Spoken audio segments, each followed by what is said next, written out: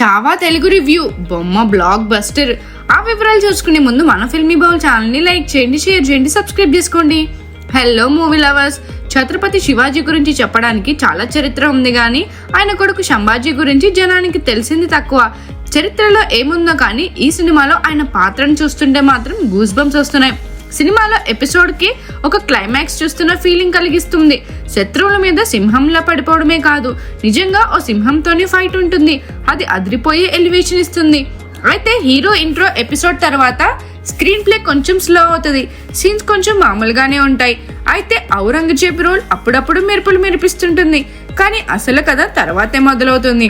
ఔరంగజేబ్ మీద సంభాజీ తన సైన్యంతో మెరుపుదాడులు చేసే సీన్లతో చావా ఊపందుకుంటుంది.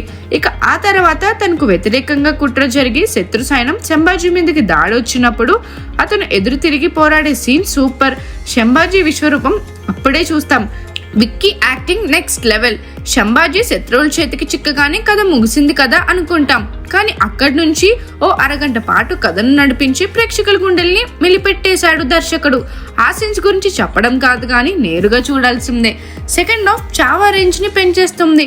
ఇందులో చూపించిందంతా నిజమా కాదా అనేది పక్కన పెడితే చెప్పాలనుకున్న కథను మాత్రం చావా టీం చాలా పకడ్బందీగా చెప్పింది.